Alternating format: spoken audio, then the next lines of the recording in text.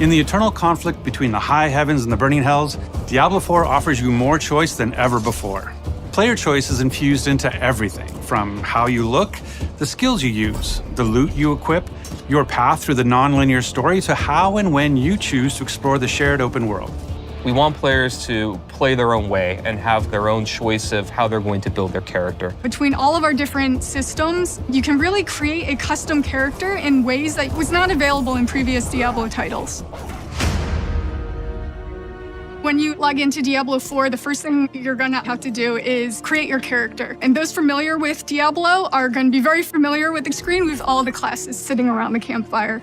In Diablo 4, we got 5 classes. The Barbarian is your fantasy of a fierce warrior or fighter. The Barbarian is the weapon master of Diablo 4, being able to pick up any weapon, jump into the fray, and do really badass stuff with it. They're very strong, they're very physical. They can take different weapons for different situations and use them to their maximum effect. The Sorcerer is really your elemental mage. You have fire, ice, lightning. You can either focus on one or you can kind of be a jack-of-all-trades mage and use abilities from all 3. They're a little more fragile than other classes, tend to be more ranged. The Rogue, unlike the Barbarian, they are a little bit more clever. They're very fast. They have the ability to imbue their weapons with different elemental energies, and they can modify them to do different things. The Rogue has 2 different types of play styles. You have the ranged crossbow type gameplay, or you have the in-your-face daggers, poisons. You can lead the enemies into traps that have huge effects, more stealthy type gameplay. And the Druid is really this shapeshifter. When you cast certain skills, you change your form, what you look like and what you can do. They can turn into werebears or werewolves. If I cast a werewolf skill, I turn into a werewolf and I do werewolf things. If I cast like Pulverize, for example, which is a werebear skill, I turn into a werebear, I slam the ground really hard. Fits the fantasy, it's pretty cool. They can also become masters of nature magic with earth and storm magic. Last but not least, we got the Necromancer. They raise armies of the dead. They have different types of minions. You've got your skeletal warriors, your skeletal mages, and then your golem. You have blood magic or bone magic that you can also take advantage of and tackle combat that way. If you've played a previous Diablo game and you enjoyed a certain play style, you can actually bring that into Diablo 4, or just try something completely new. No matter which class you play, there's going to be multiple different avenues and fantasies that you can chase. You can customize your character in ways you've never been able to before, with near-endless character creation and transmog options. In previous Diablo games, you had to be attached to certain archetypes and look a certain way. And in Diablo 4, it's really up to you how you want your character to look. You'll be able to choose from different facial structures from people all over the world. No matter where you are, you'll be able to say, hey, I can actually make someone that looks like me or looks like someone from my part of the world, which we're really proud of. You can pick a hairstyle for your character, and every class actually has a specific hairstyle that no other class can use. You can pick your eye color. We have some really fun ones. We have eye glowing, we have a bloodshot type eye, and then you can actually pick a marking, which is a tattoo or a design that covers your entire character, and there are dozens of those. Transmog is the idea that you can take a piece of gear and change the appearance of it to look like a different piece of gear. As far as aesthetics, the sky's the limit. However you can think of making your character, you can make it that way. Everybody's going to look completely different in Diablo 4.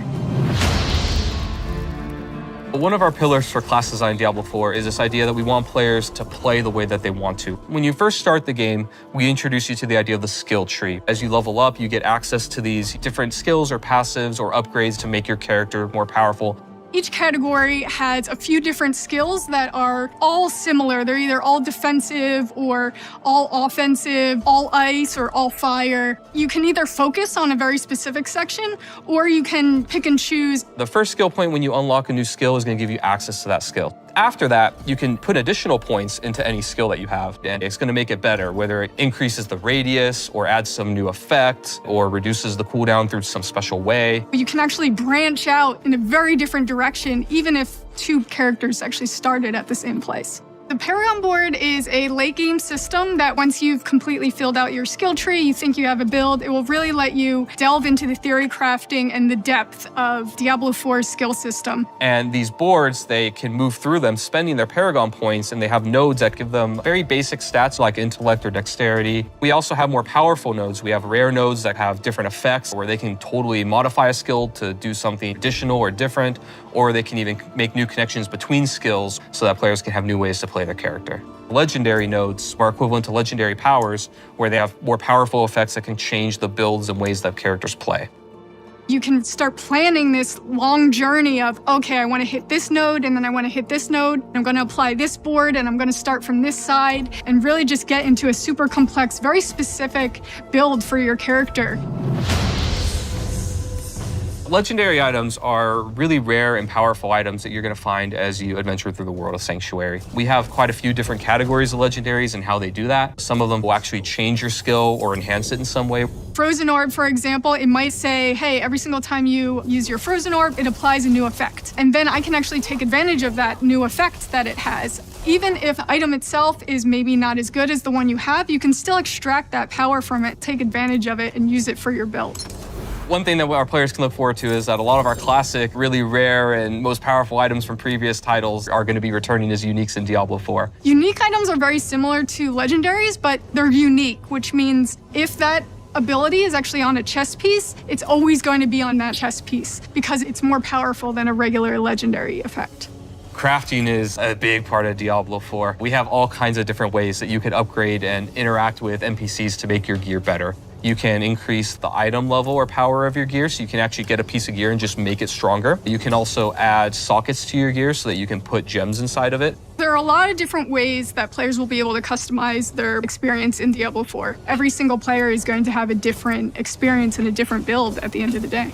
Because we have all of these different ways to make your own character, there's a lot more possibility compared to previous titles of how you want to play, how you want to build your character. We really are doubling down on this idea that you can look the way you want, you can play the way you want, you can really make your own fantasy in this game. Hell welcomes all, and so does Diablo 4. In the coming weeks, we'll be sharing even more about how to play your way. Now, our launch on June 6th is getting closer. Closer still if you got early access. And we can't wait to see you in Sanctuary. Hail Lilith, Blessed Mother.